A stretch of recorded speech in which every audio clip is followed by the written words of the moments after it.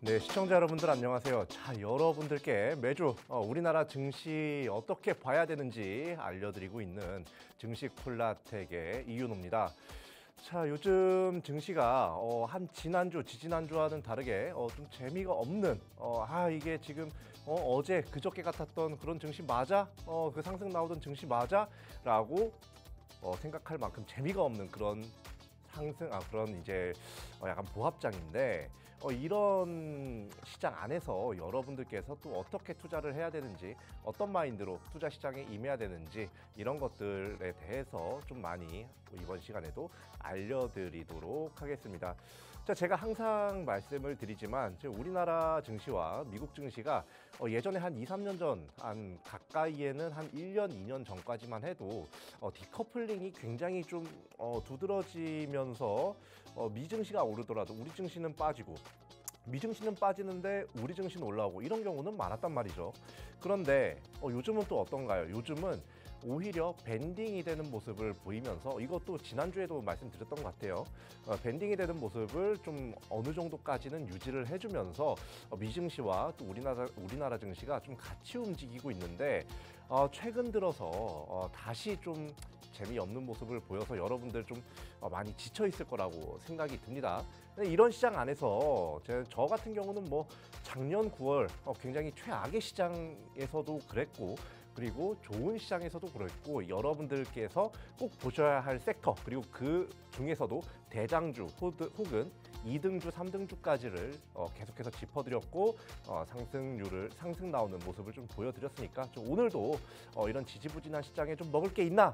에이, 먹을 게 없겠지 라고 생각하시는 분들도 먹을 게 보일 수 있도록 좀 많이 알려드리겠습니다. 자, 제가 앞서서 말씀드린 것 중에 미국 증시와 우리나라 증시가 밴딩이 되어가고 있다 계속해서 강조를 드리고 있는데 어느 부분에서 좀 밴딩이 되고 있는지도 앞으로 알려드릴 거고, 그리고 무엇보다 그 미국 증시와 밴딩이 되면 뭘 봐야 될까요? 우리나라 증시를 보려면 미증시 중에서도 매크로 지표라든지 미국의 여러 가지 이슈를 많이 봐야겠죠. 그런 것들에 대해서 먼저 짚어보면서 한번 차근차근히 한번 이 시장 상황 체크를 해보도록 할게요. 그럼 같이 한번 볼까요? 자, 먼저 여기 보면 오늘자예요. 지난주까지는 이번 주에 발표가 되었던 그런 매크로 지표들을 많이 가지고 나왔었는데 너무 길어지기만 하고 해서 일단 오늘 것만 가지고 나왔습니다. 오늘 것만 가지고 나왔고, 자, 여기 보면 이제 그냥 빨간 칸 친 것만 좀 보시면 됩니다. 여기 보시면 신규 실업수당 청구 건수, 요건 이제 매주 발표가 되는 그런 매크로 지표인데, 이 신규 실업수당 청구 건수에서 지난주에 그래도 시장의 예상 그리고 예전보다는 굉장히 좋은 모습을 좋은 경제 상황인 거를 보여주고 있다라고 지난주에 말씀드렸죠.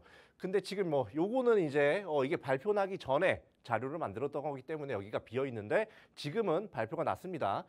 지금 이전치 같은 경우는 221, 예상치는 227K였는데 이게 217K로 확 줄어들었어요. 한마디로 실업수당을 청구하는 사람들의 수가 과거, 그러니까 지난주에 비해서도 줄어들었고, 그리고 계속해서 줄어드는 추세로 가고 있다. 한마디로 미국 경제 자체는 나쁘지 않다, 이렇게 보시면 될 것 같습니다.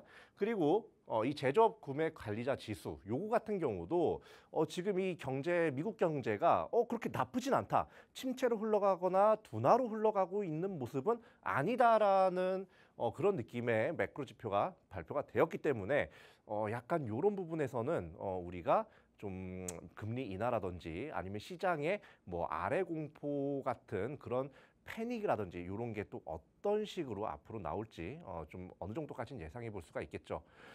자, 여기 보면 일단 주요 이벤트를 봤을 때 이제 월가에서도 파월 사퇴론이 계속해서 나오고 있어요. 한 두세 달 전부터 계속해서 나오고 있는데, 제가 아까 말씀드렸죠. 아까 앞쪽에서 신규 실업수당 청구 건수 그리고 구매관리자 지수가 미국의 경제 자체가 좀 굉장히 좋게 흘러가고 있다. 근데 지금 시장이 원하는 건 뭐예요? 자, 시장이 원하는 건 바로 금리 인하예요. 금리 인하인데 금리 인하를 안 하니까 이제 뭐 파월을 사퇴시켜야 한다. 뭐 지금 미국 대통령인 트럼프 대통령도 파월을 너 당장 금리 인하해야 돼. 안 하면 뭐 어떻게 할 거야. 뭐 이런 식으로 강경한 뉘앙스를 보이고 있는데 파월은 굉장히 뚝심이 강하게 버티고 있는 상황이죠. 월가에서도 파월 사퇴론이 계속 나오는데도 이번에는 백악관에서 요걸 좀 일축을 했습니다. 자, 그리고 스콧 베센트 미국 재무부 장관이 제롬 파월 의장을 대체할 사람이 아직 없다라고 이야기했어요. 한마디로 파월 아직 건재하다 이겁니다. 거기에다가 파월은 지금 계속 어떤 금리에 대해서 어떤 스탠스를 취하고 있어요? 금리를 동결해야 되는 그런 스탠스를 취하고 있는데 이런 상황이라고 하면 지금 이번 7월 그리고 9월까지도 사실 금리 인하가 쉽지가 않을 수가 있겠다라는 걸 예상할 수가 있겠죠. 자, 그리고 여기 보면 뭐 파월 해임 시 뭐 30년 국채 가격이 뭐 폭락할 거다라고 하면서 파월 해임이 그렇게 시장이 원하는 것처럼 그리고 시장이 말하는 것처럼 쉬운 건 아니다라고 계속해서 뭔가 분석 결과가 나오고 있어요. 자, 계속해서 그 화제 파월 사퇴론 요거는 한 달도 그렇고 두 달도 그렇고 파월이 금리 인하를 할 시기를 정하겠다 혹은 뭐 연내 금리 인하를 몇 번 하겠다 뭐 요런 거를 좀 확정적으로 말하지 않는 한은 계속 나올 겁니다. 왜냐? 시장은 금리 인하를 원하는데 얘는 금리 인하를 안 한다고 계속 뻗팅기고 있으니까 그러니까 여러분들께서 지금 보셔야 되는 건 시장이 지금 기다리고 있는 건 시장이 딱 두 가지 이슈로 좀 많이 움직이거든요. 두 가지 모멘텀이라고 해야 될까요? 첫 번째는 바로 경기가 둔화되냐 아니면 경기가 양호하냐로 시장이 폭락 나오거나 버텨주거나 하는 경우가 있고요. 그리고 두 번째는 지금 얘기했던 것처럼 금리가 인하가 될 수 있는 분위기냐 아니면 금리가 동결되는 분위기냐에 따라서 증시가 상승 나오거나 아니면 약간의 조정 혹은 약보합세를 보이거나 약간 요 두 가지로 보이는데 이번 지금 한두 달 정도 동안은 한 두 번째 그러니까 금리 인하에 대한 기대감에 따라서 시장이 많이 움직이기 때문에 아까 같이 이렇게 미국 경제가 견조하다는 건 금리 인하가 그렇게 급하진 않다는 거니까 시장을 상승 견인하는 그런 느낌은 아닌 거죠. 그러니까 한마디로 한동안은 시장 자체가 지지부진할 가능성이 굉장히 높다. 그냥 요것만 기억하시면 돼요. 지금까지 어려운 말로 막 해드렸는데 그냥 앞으로 지금 여러 가지 매크로 지표가 나오는 모습을 보고 물가를 보고 미국의 경제를 봤을 때 파월의 말대로 흘러갈 가능성이 굉장히 높고 그리고 그 파월조차도 지금 자리를 굉장히 굳건하게 지키는 그런 상황이기 때문에 앞으로 뭔가 금리 인하 기대감 때문에 시장이 크게 팍 하고 상승하거나 아니면 뭐 굉장히 뭐 다른 자산 시장이 많이 오르거나 하는 건 쉽지 않겠다라는 거를 좀 볼 수가 있어요. 자, 그럼 이에 따라서 우리나라 증시 어떻게 움직였는지도 한번 살펴보도록 할게요. 자, 우리나라 증시 보면요. 자, 코스피 같은 경우는 지난주 이맘때쯤과 비슷해요. 3190에서 계속해서 횡보하는 모습을 보여주고 있고요. 코스닥 같은 경우도 지난주에 800선을 돌파했었죠. 근데 이번에도 800선, 그러니까 810선 정도를 좀 유지를 해주는 모습을 보여주고 있습니다. 근데 여기서 우리가 봐야 할 게 지금 달러 환율이에요. 이 달러 환율이 지금 굉장히 평온해 보이죠. 1368로 1368로 굉장히 좀 평온해 보이는데 이번 주에 1390원대까지 올라갔을 때가 있었어요. 요게 이제 파월이 사태가 되냐 안 되냐 요 문제 때문에 좀 왔다 갔다 하는 모습을 보이는데 이런 달러 환율 지금 변동성이 굉장히 극심한 상황이니까 요거 만약에 달러 투자하시는 분들 계시면 조금 주의를 하셔야 된다라고 말씀드리고요. 자, 그리고 여기서 봐야 될 게 시장은 좀 혼조세였어요. 코스닥은 오늘 살짝 빠졌고 코스피는 오늘 살짝 올랐다. 거의 뭐 사실상 보합이죠. 근데 외인은 계속해서 매수를 하고 있고 기관도 적어도 순매도세는 아니다라는 거 우리가 좀 희망을 가져볼 수 있는 그런 대목이라고 보시면 되겠습니다. 자, 그러면 이번 주 동안 그러니까 오늘 동안 어떤 섹터가 상승이 나왔는지에 대해서 좀 한번 리뷰를 해보자면 여기 한 10개 정도 이렇게 뽑아왔는데 사실 여기서 볼 거는 여기 적어놨죠? 2차 전지, 리튬, 그리고 LNG 앤 가스. 얘네들이 사실상 상위 상승 테마의 주역들이었어요, 오늘. 그리고 특히나 2차 전지나 리튬 같은 경우는요. 지금 이번 주 한 3거래일, 3, 4거래일 이상 계속해서 상승이 나오고 있는데 이게 정말로 2차 전지 그리고 전기차, ESS 등의 그런 이제 사업 호조로 인해서 그런 이제 사업 분위기가 좋다. 뭐 요런 느낌 때문에 올라간 게 아니라 리튬 가격이 올라가서 올라가는 거거든요. 근데 이 리튬 가격이 올라가서 올라간다는 거는요. 사실상 그냥 중국의 히토르 관련주 약간 그런 흐름을 생각하시면 돼요. 지금 반등을 하고 있지만 여러분들 당장 전기차 사라고 하면 어때요? 비싸요. 혹은 불 날까 봐 무서워요. 약간 이런 것들 때문에 좀 많이 꺼려지고 저도 역시 사실 좀 꺼려지긴 합니다만 그것 때문에 많이 꺼려지는 걸로 봐서는 아직까지 전기차가 캐즘을 극복했다고 보기는 어렵고요. 그리고 그 상태에서 리튬과 2차 전지가 이렇게 좀 계속해서 상승 움직임이 나온다. 요거 이제 들어가도 되느냐라고 물어본다면 절대 들어가시면 안 된다고 말씀을 드리겠습니다. 요거 리튬 가격 꺾이면 얘네 바로 꺾여요. 지금 테슬라 같은 경우도 일론 머스크의 약간 이런 정치적 행보 때문에 굉장히 좀 위태위태한데 리튬 가격까지 빠지면 얘네 다시 지옥불 시작입니다. 조심하셔야 돼요. 자, 요런 국내외 이슈들 여러분들께 잠깐 좀 짚어드렸는데 이 이슈들 사실 우리 직장인들이나 개인 투자자분들 같은 경우 전업 투자자분들이 아닌 경우에는 다 이런 걸 알기가 어려워요. 근데 요런 것들 좀 간략간략하게 그런 시장 브리핑이나 뭐 이런 것들 좀 매주 좀 이렇게 매일 받아보고 싶으시다면 바로 여기 QR코드 찍고 이제 입장하실 수 있는 콜라텍 게시판 거기 들어오시면 거기에 이제 제가 이렇게 중간중간에 봐야 하는 이슈라든지 아니면 시장이 어떤 식으로 흘러가고 있고 이게 어떤 방향성을 의미하는지에 대해서 알려드릴 테니까 많이들 참여하셔가지고 이런 이제 상승장 전에 재상승 나오기 전에 지수가 재상승 나오기 전에 많이들 준비 잘 하시면 좋겠습니다.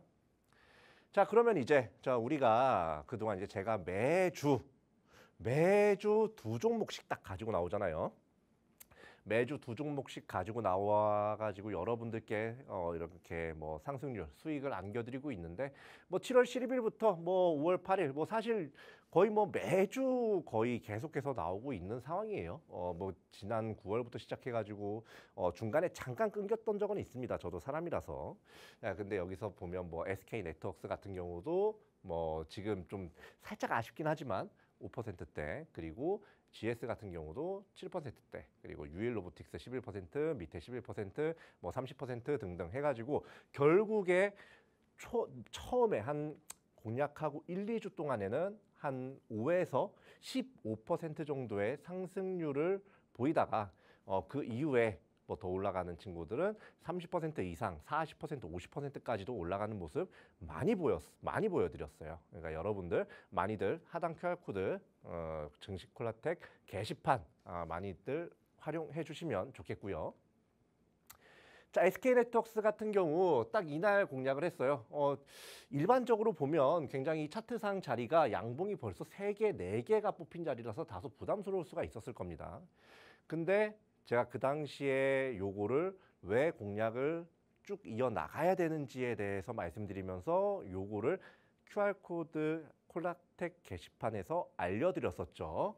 자, 그 콜라텍 게시판에서 알려준 이후에 바로 그냥 쏴버리죠. 여러분들께서 뭐 요거 크게 많이 뭐 사실 이걸 많이 쐈다고 표현하기도 좀 그렇고 뭐 상승이 나오긴 했는데 뭐 요거 갖고 계신 분들 아직까지 괜찮으니까 많이들 갖고 계시면 좋겠고요. GS 같은 경우도 요거 여기서 벌써 장대양봉 3개가 뽑혔는데도 저도 이런 종목을 가지고 나오는 걸 굉장히 꺼려하는데 지금은 우리나라 기업의 밸류를 많이 봐야 된다라고 말씀드리면서 뭐 요런 식으로 여기서 한 번 더 상승 나올 때 여기서 공략을 해보자 라고 방송상에서 말씀드렸고 하단 QR코드에서 또 이렇게 이 종목명을 다 말씀을 드렸고 여러분들께서 이렇게 방송한 다음 날 시가서부터 이렇게 장대양봉을 추가로 더 쭉 뽑아내는 모습 여러분들께서 직접 확인하실 수가 있었습니다. 이거 진짜 지난주, 지지난주에 가지고 나온지 어떻게 알아? 라고 하시는 분들 저희 뭐 너튜브 채널이라든지 뭐 아니면 재방송이라든지 그런 데서도 뭐 다 이런 거는 제가 그 당시 공략할 때 공략했던 거 다 확인 가능하니까 그런 거는 한번 확인해 보시고요. 유일로보틱스 같은 경우도 지금 다소 횡보를 하고 있는 모습이긴 합니다만 그래도 나쁘진 않습니다. AI와 로봇은 갖고 있으면 어쨌든 보답을 합니다. 여러분들께서 요거 꼭 알아두시면 좋겠고 KG케미칼 같은 경우도 약간 비슷한 느낌으로 기업의 밸류에 좀 집중을 해보자라고 말씀을 드리면서 뭐 이런 모습 많이 보여드렸고요. LTC 같은 경우도 뭐 이렇게 장대양봉 3개 전에 뭐 한 일주일 전쯤에 공략을 해가지고 여러분들께서 재미를 보실 수가 있게 하단 QR코드에서 다 알려드렸다. 이거 말고도 뭐 BHI라든지 아니면 뭐 방산 빅4 중에 LIG, 넥스원, 한국항공우주 이런 거 뭐다 우리는 거의 뭐 2, 3주 전에 그냥 미리 공략해서 그냥 쭉 들고 가라. 제가 그냥 그때 말씀드렸죠. 편하게 들고 가라. 그렇게 들고 가신 분들 어떻게 됐어요? 70% 이상의 그런 상승률을 맛봤을 겁니다. 그러니까 여러분들 저희 증시 콜라텍과 함께 좀 많이들 성공 투자를 해주시면 좋겠고요.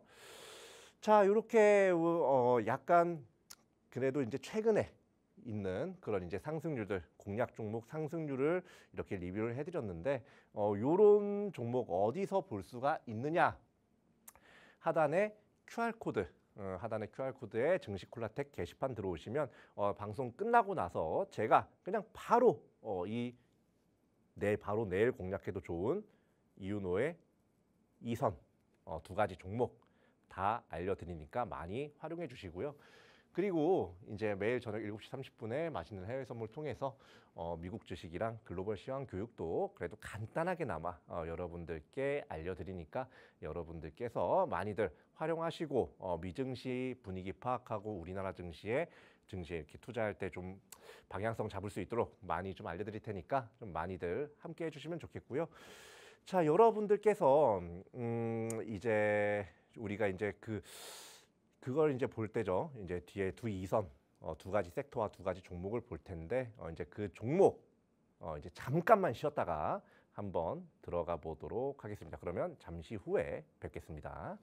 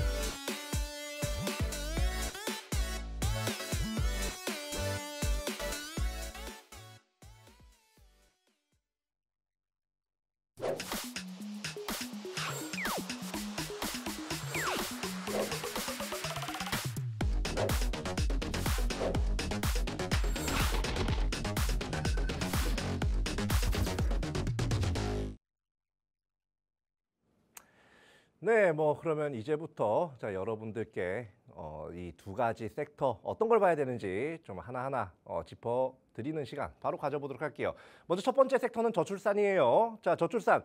제가 사실 그동안에 뭐 에너지다 혹은 지주사다 그리고 뭐 아니면 원전주다라고 해가지고 좀 이런 기술주적인 부분이라든지 아니면 지주사 이 두 가지만 좀 많이 건드렸었는데 오늘은 정책주입니다.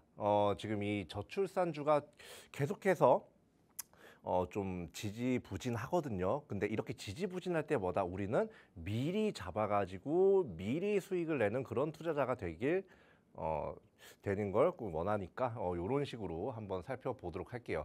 자, 우리가 저출산주를 봐야 하는 이유. 자, 먼저 저출산을 좀 이렇게 저출산 정책을 미는 그렇게 하기에 좋은 그런 정권의 그런 환경이 많이 마련이 됐고요. 자, 지금 이제 말들이 많아요. 연금 의무 가입에 대해서. 연금 의무 가입이 말이 많은데 대선 공약이 굉장히 이 연금 의무 가입이라는 대선 공약 때문에 사실 이 젊은 사람들 사이에서 많이들 얘기가 좀 나왔었습니다. 지금 왜냐면 이게 지금 인구 절벽으로 가고 있고 지금 태어나는 사람들도 우리 나이대 사람들보다도 훨씬 더 적은데 그 사람들이 무슨 수로 이걸 다 메꾸냐. 지금 연금을 많이 뭐 받고 주고 하면 그런 거 결국에 미래 세대가 책임질 텐데 어떻게 하냐. 그래서 이런 거 보면 여기 뭐 길게 뭐 많이 나와 있는데 그냥 그거예요. 연금 더 거둘 거야. 여기 그런 정책이 그렇습니다. 내지 않던 사람들한테도 내게 할 거야. 물론 여기서는 좋은 말로 그동안에 약간 여기 보면 뭐 그동안 이 국민연금이 적용이 되지 않던 사람들도 적용이 되게 해가지고 뭐 이걸 혜택을 보게 하겠다라고 좋게는 얘기하잖아요. 근데 이거 당장으로 보면 그 사람들한테도 그 연금을 걷겠다는 거예요. 예. 근데 요 사람들한테도 결국에 나중엔 다 줘야 되잖아. 그거 다 미래 세대가 부담하는 겁니다. 그 미래 세대가 부담하는 건데 그 미래 세대가 지금 어때요? 많이 태어나질 않아요. 예. 그러면 지금 현 정권 그리고 여당은 어떻게 해야 될까요? 저출산 관련 정책을 한 번 더 세게 내놓을 수밖에 없는 그런 상황이라는 겁니다. 자, 여기 보면 뭐 굉장히 뉴스에서 최근에 뭐 출산율이 조금 반등했다고 엄청나게 호들갑을 떨어요. 엄청나게 호들갑을 떠는데 현실은 어떠냐? 합계 출산율이 이건 2023년 기준에서 한 0.73 정도가 됩니다만 최근에 0.75로 반등 조금 했다고 여기서 이만큼 내려왔는데 요만큼 올라갔다고 좋아해요. 참 제가 보면서도 약간 기가 찰 노릇인데 반등해가지고 이게 계속 갈 환경인지 아닌지는 여러분들께서 훨씬 더 잘 아실 겁니다. 여기서 정책성 지원이 더 필요하다는 거 여러분들께서 많이 아실 거예요. 자, 그리고 여기 보면 뭐 그냥 여기 지역별 출산율을 좀 나타낸 건데 가장 인구가 많은 서울 출산율이 어때요? 가장 떨어져요. 예, 요거 말도 안 되는 겁니다. 지금 여기 뭐 출산율 이거 어차피 그 가임기 여성을 기준으로 잡는 거기 때문에 그 인구를 기준으로 잡는 거기 때문에 여기 0.7, 0.7, 0.7 여기 0.5 굉장히 큽니다. 요렇기 때문에 요거 때문에라도 저출산 관련 정책은 빠르면 한 달 내 그리고 좀 길다 싶으면 한 2달 내쯤에는 분명히 나올 거예요. 나올 수밖에 없는 상황이에요. 불타고 있기 때문에. 자, 만약에 그게 나오지 않는다. 나오지 않고 만약에 이대로 그냥 0.5, 0.75 찍었어요. 0.8 찍었어요. 그러다가 0.78까지 다시 떨어졌어요. 이렇게 계속 횡보한다. 그럼 어떻게 돼요? 지금 딱 이 상황이에요. 지금 딱 이 상황인데 지금 중위 연령 40대가 요쪽인데 지금 출생아 수, 어린이 수, 청년 수 어때요? 야, 굉장히 위태위태합니다. 그죠? 근데 이게 이제 요때가 문제예요. 2060년 넘어서 이때 어떻게 되냐? 야, 완전히 거꾸로 가요. 여기 있는 사람 다 먹여 살려야 되는 거예요. 근데 이 사람들이 다 그걸 할 수 있을 것 같아요? 그때 이제 어느 정도 능력 있는 사람들은 해외로 이민을 가거나 뭐 여러 가지 좀 안 좋은 그런 소식들이 많이 들리게 될 거예요. 요거를 방지를 하기 위해서라도 혹은 그 방지를 하는 척이라도 하기 위해서라도 뭐다? 저출산 정책은 나올 수밖에 없을 거다라고 말씀을 드리는 겁니다. 자, 그리고 또 다른 이슈가 야, 이 주사일제는 왜 저출산이랑 관련이 있느냐? 지금 정부 기조가 어때요? 얼마 전까지만 해도 여러분들께서 15만 원씩 적어도 어느 정도는 웬만한 분들은 다 받으셨을 거라고 생각해요. 근데 그 약간 그 지원금이 약간 어떻게 보면 안 좋게 얘기하면 현금 살포 정책인데 그 현금이 다 어디서 나오는 거예요? 우리 주머니에서 나오는 거예요. 다 뭐 그냥 이거에 대해서 좀 안 좋게 얘기하게 되는데 다 사람들이 내는 세금에서 그 국가 재원에서 충당을 하는 거거든요. 근데 주 4일제가 되면요. 이게 뭘 같이 부르느냐. 임금의 동결 혹은 하락을 부추길 수밖에 없는 이슈예요, 이거는. 근데 사람들은 주 4일제를 많이 원한단 말이야. 요거를 어쨌든 4.5일제를 하든 뭐 지난 뭐 주 5일제 처음 할 때처럼 격주로 하든으로 뭘 하겠죠. 근데 그렇게 되면 뭐예요? 사람들 월급이 늘어나는 속도가 줄어들든지 아니면 줄어들든지 둘 중에 하나가 될 거란 말이에요. 그러면 어떻게 돼요? 세금을 거기서 더 많이 거둘 수는 없는 거예요. 한마디로 이것 때문에 세금이 굉장히 좀 줄어들 가능성이 굉장히 농후하다. 그러면 뭐 금리 동결 그런 거 동결하고 주사일제 한다고 하던데 월급 동결하고 주사일제 한다고 하는데 문제 아니 그게 뭐가 문제가 되냐라고 생각하시는 분들 장기적으로 우리가 기업을 생각했을 때 내가 사장님이라고 생각을 해봐요. 내가 돈가스집 사장님이야. 근데 알바생을 고용해가지고 알바생을 써요.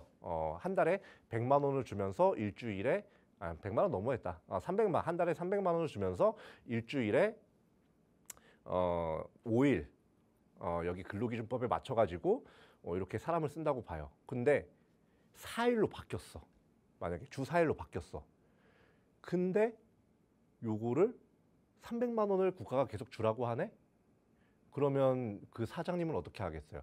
다른 방법을 써서라도 어떻게든 그 손실분을 메꾸려고 할 거란 말이죠. 그래서 이제 그것 자체가 노동자에게 다시 부메랑이 돼서 데미지로 돌아올 수밖에 없다. 그 한마디로 세수가 줄어든다는 거를 이렇게 길게 풀어서 설명한 겁니다. 자, 경제 성장률이라도 이런 거 하면서 이제 임금이 오르려면 경제 성장률이라도 좋아야 돼요. 근데 경제 성장률은 어떻습니까? 최근에 하락세 타기 시작했어요. GDP도 계속해서 하향 조정이 되고 있습니다. 이런 거를 봤을 때 주 4일째 굉장히 잡음이 많아질 거라고 생각이 들고요. 그리고 뭐 여러 가지 요구라든지 이전에 인구 문제라든지 이런 걸 봤을 때 답은 출산을 많이 하게 만드는 수밖에 없겠구나. 요거밖에 아마 떠오르는 게 없을 겁니다. 자, 그래서 정부와 여당의 향후 정책 방향이 어떻게 될 거냐? 한마디로 밑에서 계속해서 자라나는 꿈나무들이 많아야 돼요.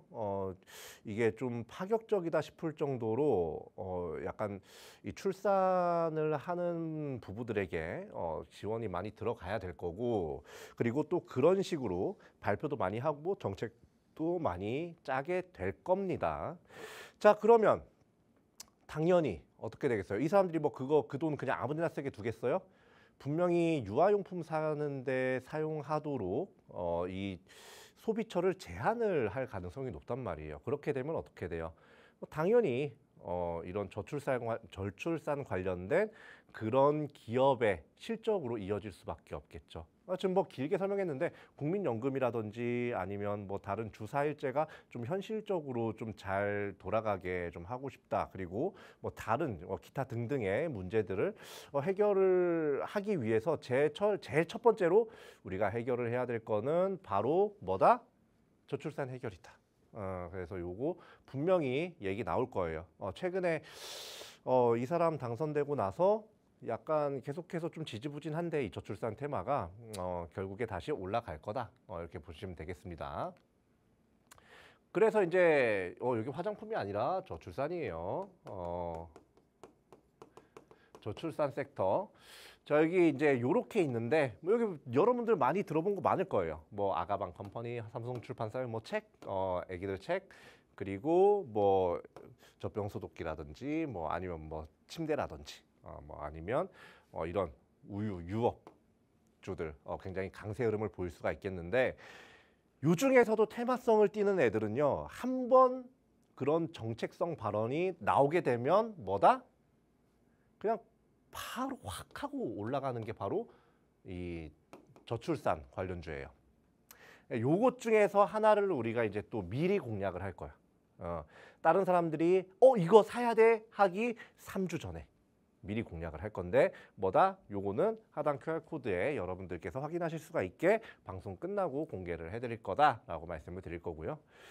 자, 여기 보면 이 세 가지의 이 종목을 차트를 좀 가지고 나와봤는데 어때요? 딱 보니까 야, 이게 뭐 올라가겠냐? 이게 뭐 올라가겠냐? 야, 이게 올라가겠어? 라고 생각을 할 겁니다. 근데 어때요? 공교롭게도 여기가 바닥이에요. 예, 여기가 바닥이에요. 여기서 받아주는 사람들 없었으면 이 밑으로 세 종목 다 빠졌을 겁니다. 근데 누군가는 매집을 하고 있다는 거야. 누가 매집하는지 나도 모르겠어요.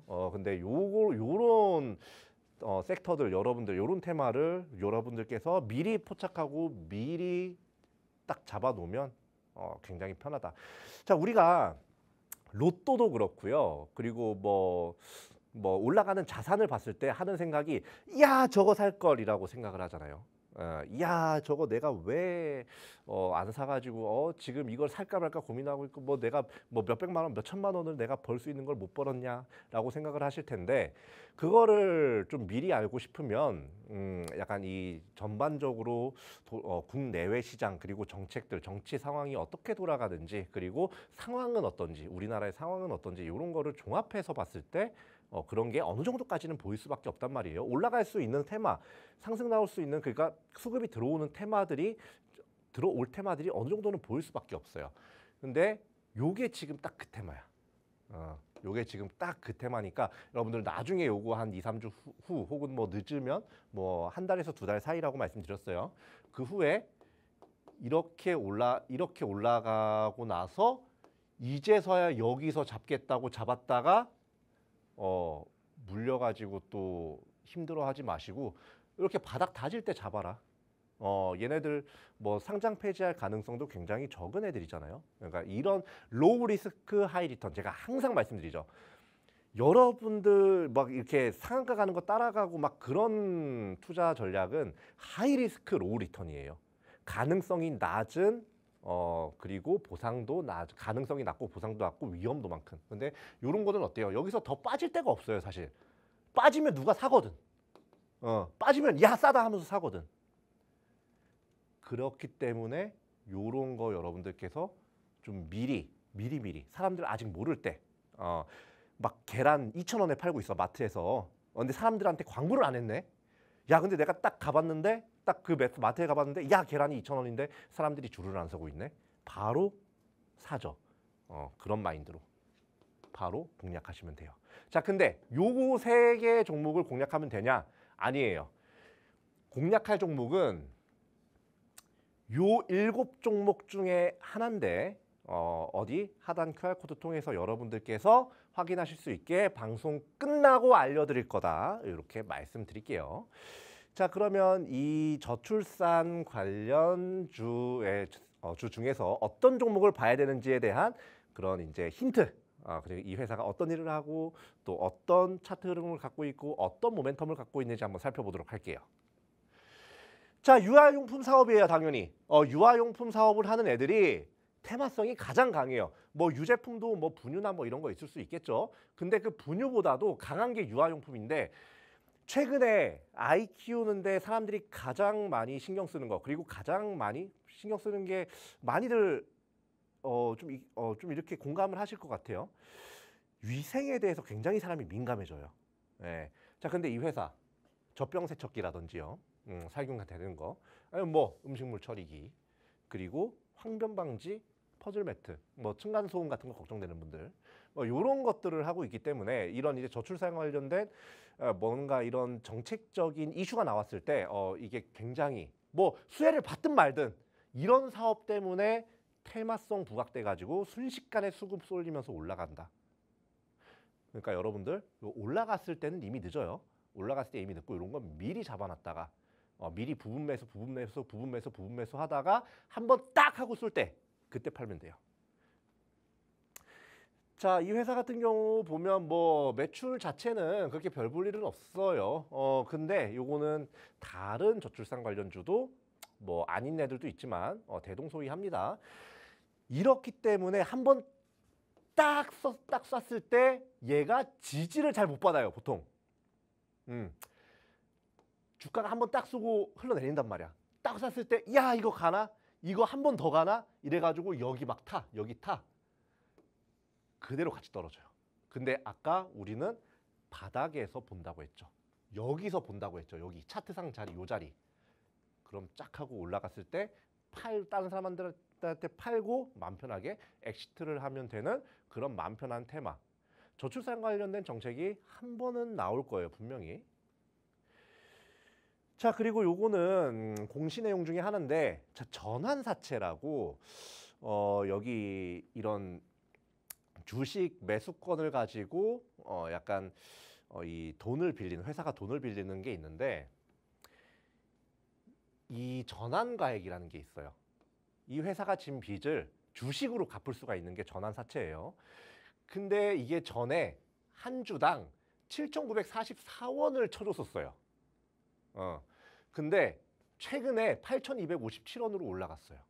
이게 뭘 의미하냐? 아직까지 주가는 나중에 보겠지만 여기까지 안 올라왔거든요. 근데 전환가액을 상승 조정을 했어요. 좀 있으면 올라갈 가능성이 이런 걸 봤을 때 어느 정도는 더 높다. 이렇게 보시면 되겠고, 그리고 얘 같은 경우는 이걸 왜 가지고 나왔냐면 최대 주주 지분이 43%예요.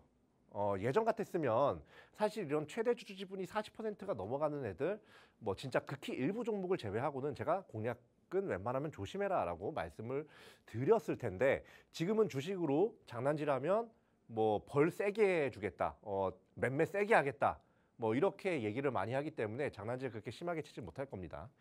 자, 그 유동 주식 비율이 50%, 51%대밖에 되지 않아요. 요런 거 같은 경우 이제 품절주라고도 얘기하는데요. 요런 애들은 수급이 한번 쏠리게 되면 수급이 수급을 부르고 공급 자체가 적기 때문에 굉장히 주가 상승이 특히나 더 가파르게 올라갔다가 순식간에 빠지는 성질을 가지고 있다. 이런 거 알고 계시면 돼요. 자, 제가 말한 대로 됐어요. 전에. 자, 여기 보면 여기서 한번 딱 잡은 사람들 분명히 있을 거예요. 그죠? 계속해서 내려왔을 때 잡고 하신 분들 여기서 갭상승 2번 띄워버려요. 그죠? 이게 품절주의 특징이기도 합니다. 자, 이렇게 갔다가 제가 아까 말씀드린 뭐예요? 실적이 그냥 좀 그렇다라고 말씀드렸는데, 그래서 이게 흘러내린다고 했죠. 실적이 주가를 받쳐주질 못하니까 얘가 그냥 허송세월 그냥 지나가듯이 그냥 흘러내리는 거야. 강물 내려가듯이, 폭포 내려가듯이. 여기서 야, 나 이제 잡아야 되나 해가지고 여기서 잡은 분들 어떻게 돼요? 여기까지 빠졌어요, 지금. 이런 투자자, 여기서 잡아서 이렇게 내려가는 투자자 되지 마시고, 여기서 혹은 여기서 잡아가지고 잠깐 재미없어도 기다리다가 요때 여기든 팔면 마음 편하잖아. 지금 여기 이 자리 다시 왔잖아요. 이때는 잡는데 왜 이때는 안 잡는 거야? 하나 답답해 죽겠네. 저출산 관련된 정책 분명히 한두 번은 나옵니다. 자, 그러면 조금만 이렇게 해가지고 좀 지지부진하더라도 부분 매수, 계속해서 분할 매수하면서 좀 기다리면 이게 뭐다? 여기까지 막 갭상승 치고 올라갈 가능성이 굉장히 높다. 왜냐? 품절주기 때문에. 그리고 전환가액도 아까 8,000원이 넘어갔는데 지금 7,200원. 전환가액이 1,000원 넘어가는 종목은 이건 말이 안 되는 거예요. 위로 1,000원이 넘어가는 건. 보통 전환가액은 이 주가보다 아래에 있는 게 보통입니다. 근데 전환가액을 최근에 8,200원까지 올라갔어요. 요거를 봤을 때 여러분들께서 그런 이제 이런 갭을 좀 먹을 수가 있는 그런 부분도 있고, 그리고 품절주라서 한번 그런 정책성 발언이나 이런 게 나왔을 때 이 전고점까지 뭐 굉장히 스무스하게 올라갈 수 있는, 스무스하게라기보다는 급하게 올라갔다가 여기 뒤늦게 들어가면 이렇게 빠질 겁니다. 그러니까 여기서 잡지 마시고 과거를 보면 미래를 알 수 있잖아요. 여기서 잡지 마시고 여기서 잡지 말고 여기서 잡아라. 여기서 조금 더 빠진다 해도 뭐 어때? 이렇게 다시 올라갈 건데. 조금 더 빠지면 어때? 다시 올라갈 건데. 그러니까 여러분들 이런 거 잘 알아두시고 한 7,200원 내일 시장에서 공략하셔가지고 그래도 좀 한 어느 정도까지는 갖고 있어 봐라. 그래도 못해도 12,000원까지는 여러분들께서 갖고 있어 봐라. 이렇게 말씀드리겠습니다. 자, 이 종목 어디서 확인할 수가 있다고요? 하단의 QR코드 증시콜라텍 게시판에서 확인할 수가 있다. 이렇게 말씀드리면서 자, 벌써 시간이 10분밖에 안 남았어요. 자, 그럼 우리 이제 두 번째로 넘어가 보도록 할게요. 자, 두 번째는 약간 장기적인 모멘텀을 갖고 있는 그런 섹터를 갖고 왔어요. 바로 HBM이에요. HBM을 왜 봐야 되느냐? 간단합니다. 최근에 SK 하이닉스 어닝 서프라이즈, 오픈 AI랑 엔비디아야 뭐 워낙 유명하니까 넘어가고요. 구글 어닝 서프라이즈. 이게 뭘 의미하냐? 첨단 산업의 건재함을 의미하는 거예요. 자, SK 하이닉스 어때요? 자, 17조, 19조, 17조, 이거 분기입니다. 20조 계속해서 성장하고 있어요. 30조, 60조, 84조, 예상치는 84조 계속해서 상승하고 있고, 야, 영업이익률도 40%가 넘어가는 게 계속해서 유지를 하고 있어요. 너무 좋다. 그래서 어떻다? 뭐 핫하잖아요, 요새. 요새 핫하잖아. 자, 그러면 알파벳 실적 볼게요. 자, 요거는 약간 이제 매출 서프라이즈, 그러니까 전년 동기 대비 혹은 전기 대비 얼마나 상승 나왔냐 이런 건데, 주당 순이익이랑 뭐 이런 것들 보면 굉장히 얘도 AI 개발하니까 얘도 굉장히 좋은 그런 모습을 보여주고 있다. AI는 건재하다. 그리고 그 AI에게 꼭 필요한 건 반도체, 특히 최근엔 HBM이다. 이렇게 보면 그냥 왜 HBM을 봐야 되는지 요것만 봐도 알 수 있죠 뭐. 여러분 잘 알잖아요. 알파벳 같은 경우도 최근 3개월간에 계속해서 주가가 우상향을 했고, 엔비디아 같은 경우도 뭐 고점 찍었네, 맨날 뭐 이제 차익 매물 실현하네 그러다가 또 전고점 찍고 전고점 돌파하고 막 그러잖아요. 마찬가지입니다. 자, 근데 이제 샘 올트먼, 이 AI에서는 상당히 유명한 인물이죠. 이 사람이 오히려 AI에 대해서 굉장히 좀 우려스러운 말도 많이 했어요. 근데 그 우려스러운 말이 참 재밌어요. 이 우려스러운 말이, 야, 이거 AI 지원해줘야 된다. 지금 뭐 반도체가 더 필요하다, 뭐 필요하다. 이걸 얘기하는 게 아니라 사기, 이제 보이스피싱 걱정을 하고 있어요. 예, 야, 이게 얘네가 얼마나 이 참 발달을 많이 했으면 이거 가지고 이제 AI가 보이스피싱도 할 거라고, 이제 막 이제 사람보다 잘할 거라고 보이스피싱을. 여러분들 이제 그 연변 말투 보이스피싱이 아니라 진짜 한국 사람이 하는 보이스피싱 같은 거 많이 들어올 수도 있으니까 이런 거 조심하라고 이분께서 또 직접 말씀을 해주십니다. 그 정도로 AI 시장은 굉장히 가파르게 성장하고 있다는 거. 그리고 이제 최근에 이 최태원 회장이 이 샘 올트먼과 또 만났죠. 만나가지고 뭐 인공지능 인프라 투자를 논의를 했다고 하는데, 제가 봤을 때는 HBM 공급 논의했을 가능성이 다분합니다. 그래서 HBM 관련주 여러분들께서 무조건 보셔야 된다, 이렇게 말씀드리는 거예요. 요것만 봐도 여러분들께서 왜 보셔야 되는지 지금까지 쭉 그냥 시장 분위기가 그래. 시장 분위기도 그렇고, 그리고 CEO들의 행방을 봐도 그리고 행동을 봐도 굉장히 봐야 되는 분위기다. HBM은 그냥 갖고 있어라. 제가 예전에 뭐 원전이나 뭐 방산, 빅포나 갖고 있어라라고 말씀드렸잖아요. 예, 엄청 올라갔잖아요. 얘도 그냥 갖고 있어라. 이렇게 말씀드릴게요. 자, HBM 관련주들 중에서는 어떤 걸 봐야 되느냐? 요렇게 일단은 보면 되는데, 자, 요걸 다 봐야 되느냐? 뭐 일단 요거를 관심 종목에 두시는 것은 굉장히 좋습니다. 근데 요 중에서 뭘 할 때가, 어떤 종목을 딱 잡았을 때가 가장 좋은지는 어디?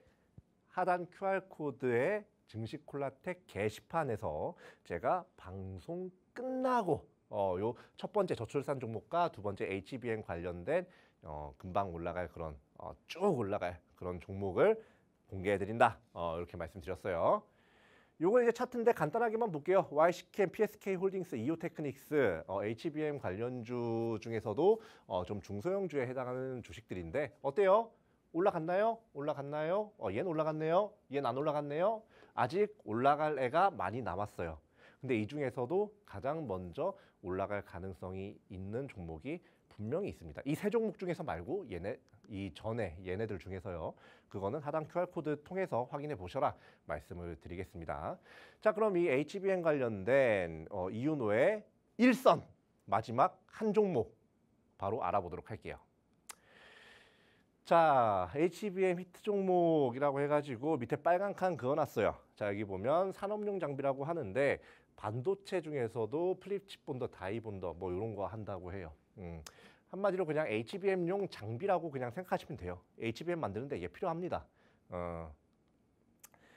그리고 이 회사 상장한 지 그렇게 오래되진 않았습니다. 요것만 해도 상당한 힌트가 되고 그리고 많이들 알아보실 거라고 생각하는데 이 매출적인 부분 그리고 영업이익, 당기순이익만 봐도 여러분들께서 왜 공략을 해야 되는지는 알 수 있으실 거다.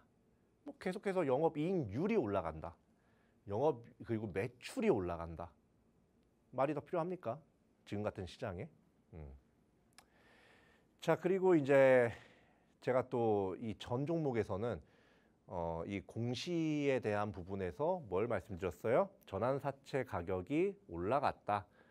그게 자체가 호재로 좀 분석을 할 수가 있다라고 말씀을 드렸는데 얘는 그냥 제가 봤을 때 이 결산 실적 공시 예정일이 이번 달 말이에요. 7월 31일이란 말이야. 그때 되면 이제 막 종목명 말할 뻔했어요.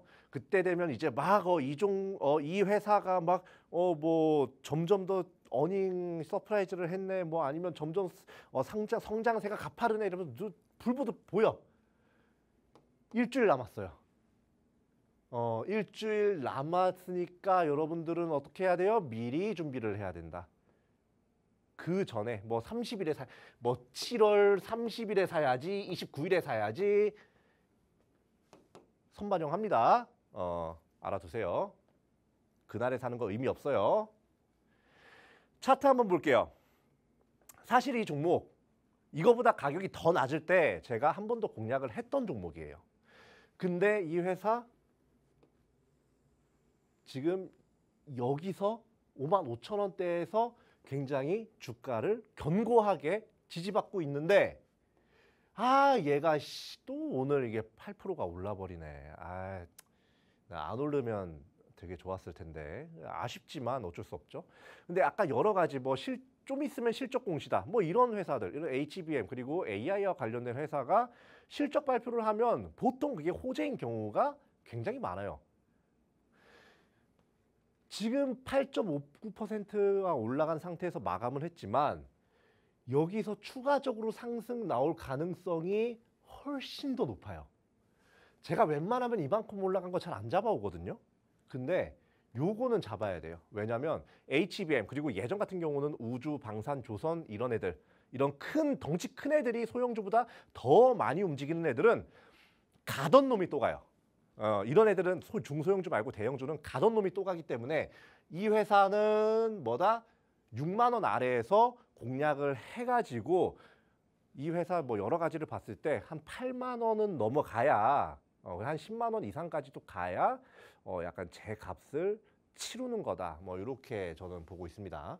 밑에 여러 가지 뭐 RSI 지표라든지 뭐 이런 거 보는데 RSI 지표는 중소형주에서는 상당히 중요한 지표이긴 합니다만 이게 좀 올라가 있죠.